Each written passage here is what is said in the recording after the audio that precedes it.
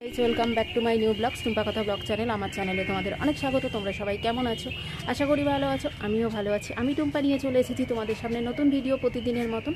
তোমরা please support করো, অনেক ভালোবাসা দিও। আমি প্রচুর সমস্যার মধ্যে দিয়ে ভিডিও করছি, তো যেটা অনেক কিছুই সোশ্যাল মিডিয়া, তো এটা বলা সম্ভব হয়ে ওঠে না অনেক কিছু। তাও তোমাদের সাথে একটা বড় ঘটনা শেয়ার করব।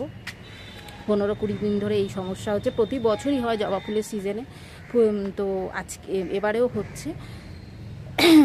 তো চলো দেখাই।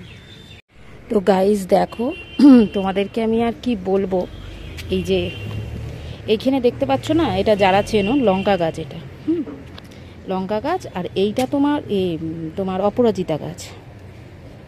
আচ্ছা, এখানে জবা গাছ আছে। এটা আমাদের অনেক দিন হয়ে গেল, অনেক দিন বলতে অনেক বছর হয়ে গেছে। দাঁড়া জুম করে দিচ্ছি। এই যে কুঁড়িগুলো আসছে দেখছো, আমি কুঁড়িতে হাত দিচ্ছি না, এই দেখো এই যে কুঁড়িগুলো আসছে,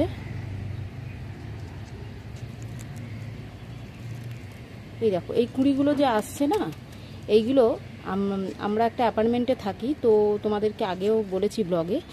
তো এখান দিয়ে কুঁড়ি অবস্থাতেই এই মানে এদের এই ঘাটটা মুটকে দেয়, মানে ডালটা ভেঙে দেয়। কুঁড়িটা কিন্তু ফেলে না, ডালটা মুটকে দেয়। এই যে কুঁড়ির যে ডালটা আছে দেখতে পাচ্ছ, এইটা মুটকে দেয়। এখানে আমাদের ফুলই হতে দেয় না, জানো। মাঝে 2-1 দিন হলেও, মানে হয়তো মাসে 2টো কি 1টা ফুল দেয়, কিন্তু কুঁড়ি অনেক হয়। আর এখানে কাকের উপদ্রব তেমন নেই যে হ্যাঁ কুঁড়ি ভেঙে দেবে বা কিছু, সেরকম উপদ্রব নেই। মানে আমরা অতিষ্ঠ হয়ে যাচ্ছি। আগেও আমি ব্লগে অনেক কথা বলেছি তোমাদেরকে, আজকে আমি অতিষ্ঠ হয়ে বলছি। আজকে 15-20 দিন হয়ে গেল, কোনো ফুল পাচ্ছি না ঠিক মতো। তো কুঁড়ি কিন্তু হচ্ছে, কারণ আমরা যেহেতু রেগুলার গাছটা যত্ন করি, তো বুঝতে পারি যে কখন কুঁড়ি আসছে না আসছে। এটা মাই দেখাশোনা করে। মা বলে হ্যাঁ রে কুঁড়ি এসেছে বা কিছু, আমিও জল দিতে গিয়ে দেখি কুঁড়ি এসেছে। তো কুঁড়ি আসছে, কিন্তু ঘাটটা মুটকে দিচ্ছে, ডালটা মুটকে দিচ্ছে। তো এটা তোমরা বলবে যে এটা অবজেকশান করো না কেন, কিন্তু আমরা তো দেখতে পাই না, চোখে না দেখলে তো বলে কোনো লাভ নেই, তাই না? এটা কখন আসছে, কারণ আমাদের ফ্ল্যাটের ছাদ তোমরা বুঝতেই পারছো যে এইটা কমন পোর্শন, যে কেউ উঠতে পারে। এখানে বলার কোনো রাইট নেই আমাদের যে উঠবে না বা কিছু, এমন কিছু না। তো এই রকম করছে ওরা। তো এখানে তুমি যাও, আমি যাচ্ছি। হ্যাঁ ভেজা ভাজানো আছে। তো দেখো এখানে তো কোনো সলিউশান নেই। তো আমরা এখান থেকে ট্রান্সফার হব, সেটাও খুব সমস্যা, যে এখান থেকে ট্রান্সফারই বা কখন কীভাবে হব না হব, একটা প্রিপারেশানেরও ব্যাপার থাকে। যাই হোক, এটা আমি 15-20 দিন ধরে আমার খুব কষ্ট লাগছে যে গাছগুলো একটা শিশুর মতন। আমরা সবাই জানি গাছ, ফুল, পাখি, পশু এরা সব শিশুর মতন, এদেরকে এরকম করতেই নেই, যার সঙ্গে যাই সমস্যা হোক না কেন সম্পর্কের মধ্যে। তো গাছের ওপর দিয়ে বা ফুল পাখি, এরা অবলা জীব, এদের ওপর দিয়ে কোনো মানে রিয়াকশান নিতেই নেই যে ক্ষতি করে দিই বা কিছু। তোমরাই বলো যে আমি কি করব। গাছ লাগিয়েও শান্তি নেই, জানো। গাছ আমরা এত ভালোবাসি, কিন্তু তাই দেখো না, এই বেগুনটা এখনও মানে ঠিকমতো বড় হয়নি, তাও অনেক মানে এটাও কুঁড়ি এসেছিলো, মানে বেগুনের ফল এসেছিলো, কেটে দিয়েছে। তো এইটা আর কাটতে পারিনি, এইটা এখনও রয়েছে। তাও আমরা প্রতিদিন চেক করি। তোমরা তো জানোই যে আমি গাছে জল দিই প্রতিদিন, মাও চেক করে, আমিও চেক করি।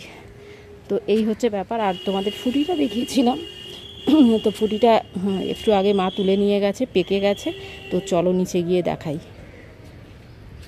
নিচে নেমে এসেছি, এই দেখো ফুটিটা মা আগে তুলে নিয়ে এসেছে, তার জন্য গাছ থেকে তোলার সময় দেখাতে পারিনি।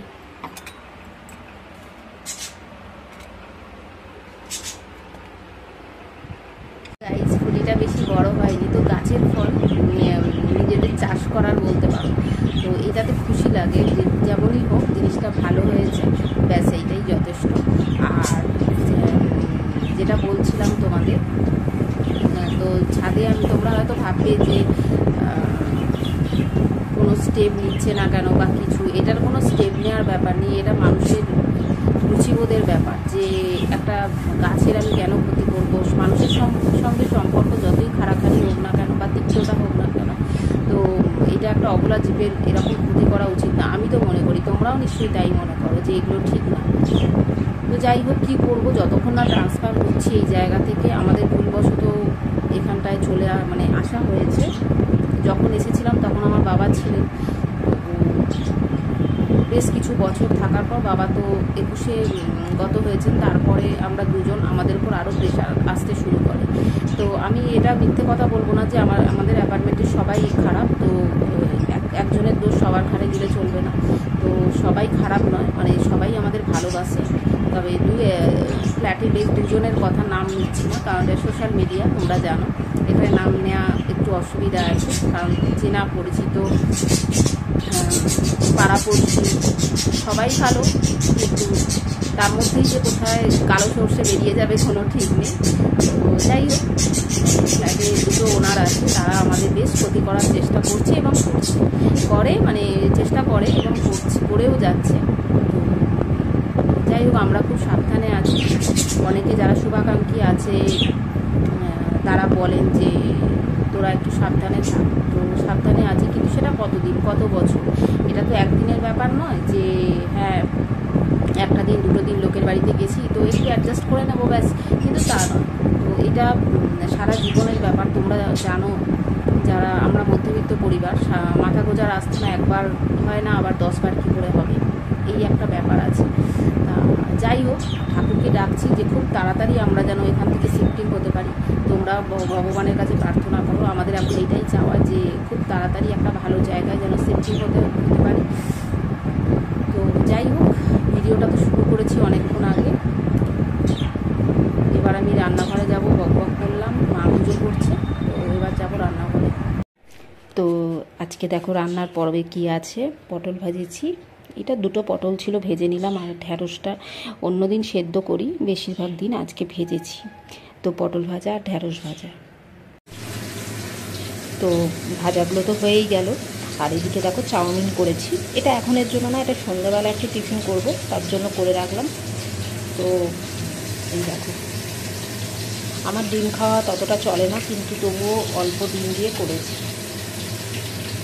করবো মাছটা, নুন হলুদ মাখিয়ে রেখেছি। আর এদিকে দেখো ভাজছি দুটো মাছ আমি তেলে দিয়ে দিয়েছি, আলুগুলো ভাজা আছে। আর ঝোলের মধ্যে আমি গাজর ভালোবাসি, তাই গাজর কেটে 2 পিস দিয়ে দেবো। আর এই মাছটা ভাজি। তো গাইস, মাছগুলো ভাজা হয়ে গেছে, এই দেখো আছে, মাছগুলো ভাজা হয়ে গেছে। মাছের তেলটা আছে, এটা মা করবে আলু দিয়ে। তো চলো সাথে থাকো। আর এইদিকে মাথাগুলো ভাজা হচ্ছে।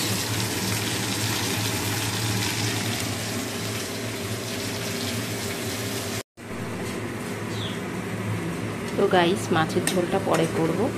আগে মাছ ভাজার তেল কিছুটা বেঁচেছিল, ওই দিয়ে মাছের তেলটা করে নিলাম। তেল পটকা যেটা ছিল তোমাদের দেখালাম, ওটা করছি। তো গাইস দেখো, মাছের তেলটাও রেডি হয়ে গেছে এই যে। তো এবার মাছগুলো করে নেব। তো মাছের ঝোলের আলুটা কষে নিচ্ছি আগে, সামান্য পেঁয়াজ ফোড়ন দিয়ে করছি এটা।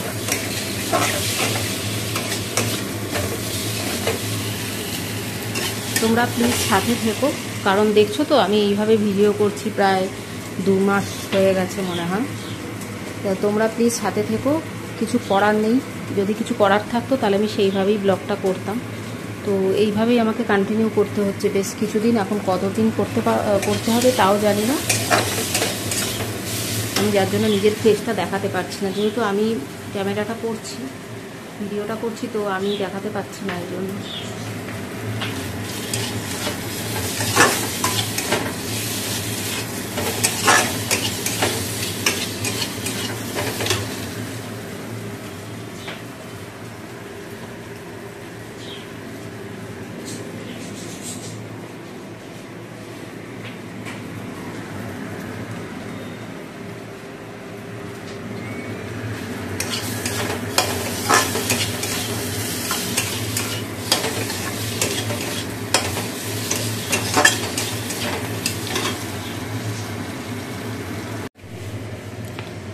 দেখো মাছের ঝোলটা হয়ে গেছে। মাছের ঝোল মানে একটু গামাখা টাইপের করেছি, খুব গঙ্গা জলের মতো ঝোল না।